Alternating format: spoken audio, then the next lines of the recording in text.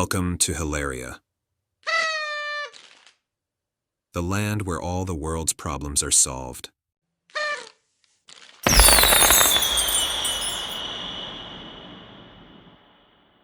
So how did we solve all of the world's problems? The singular answer to all of the world's problems is obvious. I shouldn't even have to say it, because you already know. The answer for all of the problems around the entire world and the solution that everyone has been seeking is the bubble belt. Duh.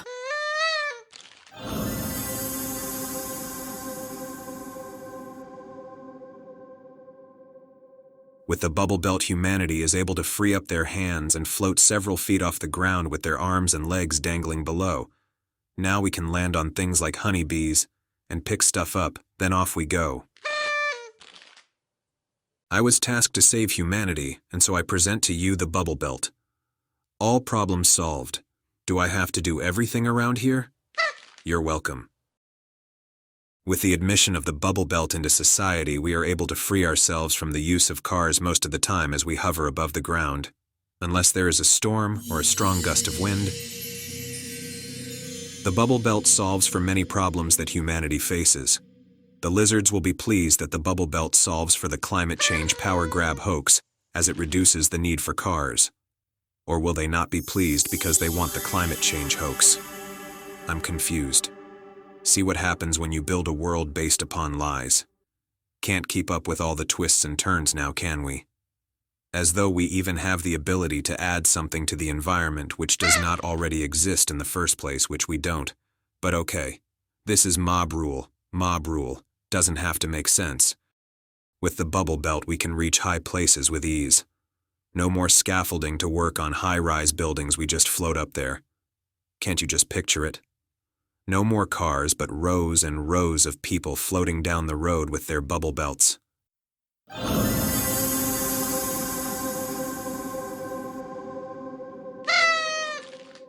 Amazing. The future is beaming. My eyes! My eyes! Should you decide to continue to use an automobile, our benevolent overlords are rolling out a solution to deal with you too. From their mansion beds, they came up with a brilliant idea. An invention they call the Red Light Guillotine. This is to help society. Just like the old jabberoonie, this is for your own good. Just like the old transaroony, you will like it. Or else. The Red Light Guillotine? Yeah, if you run the red light, it comes down and cuts your car in half. This is logical. This is practical. This is the one and only obvious solution to stop people from running red lights. Oops, I did it again. You're welcome. If I was a king, you motherfuckers wouldn't have to worry about a damn thing. I got this bitch. Shit's under control. I got this bitch. Shit's under control.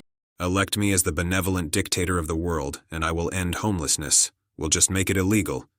No, wait, that's your method. I have an idea. If someone becomes homeless, they must report to the homeless mass. A gigantic singular mass of homeless people in a gigantic pile.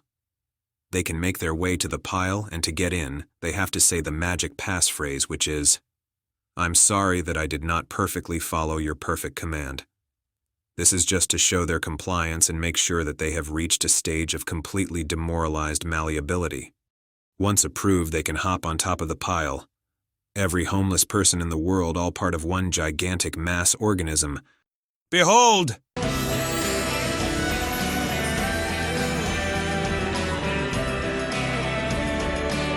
A rabbi tricking. Dang free the bobo bomb bounds.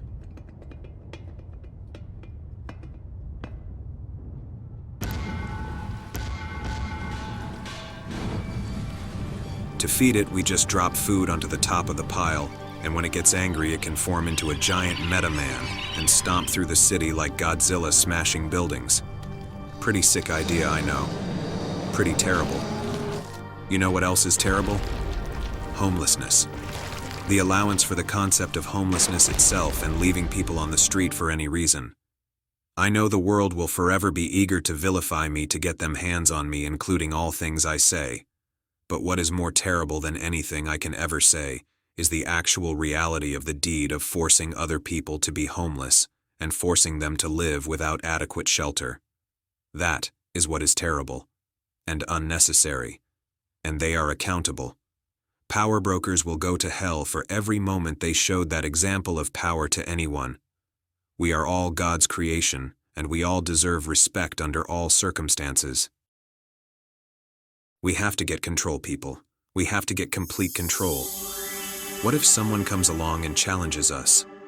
What if someone comes along and says we are not deserving of our violence-backed free ride? And what?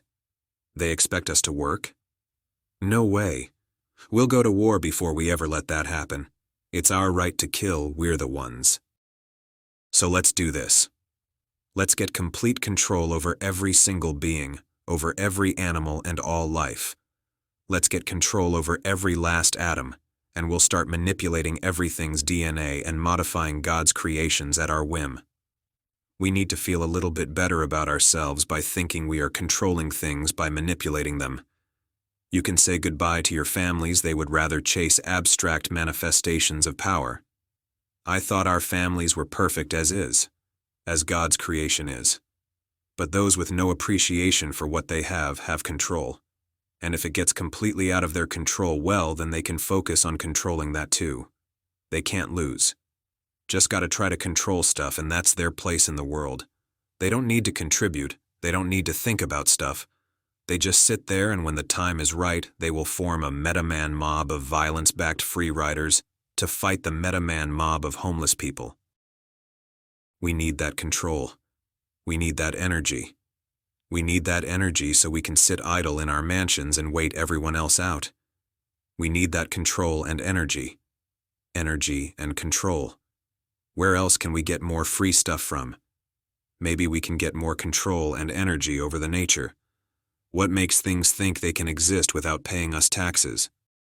It's time for all of nature to get in line with servicing us so we can have more in the pits beneath our gated community mansions. Listen here, bears, there will be no more hibernating through the winter. Get up and get a job. Oh, and while we're making stuff up, since our laws are based upon random dictates instead of recognition of universal law and the non-aggression principle, here's another wild dictate for you. I'm talking to you, flying insects. Stop buzzing around in my face. I hereby decree, by the power invested in me to make stuff up whenever I want, flying insects must now carry a license to fly. If they fly up your nose, it is a felony, and they will be identified with the license that they carry on their person at all times. I've had it. Lizards will now be charged 10 cents per lick of the air. We need to evaluate everything and control everything so we can sit on our ass and feel good about ourselves getting that free ride while everyone else has to work.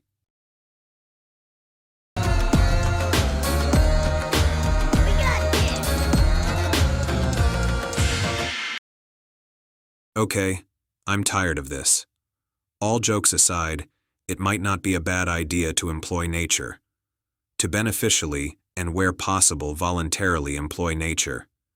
I say where possible, because some nature that you employ might be employable without it knowing it is being employed.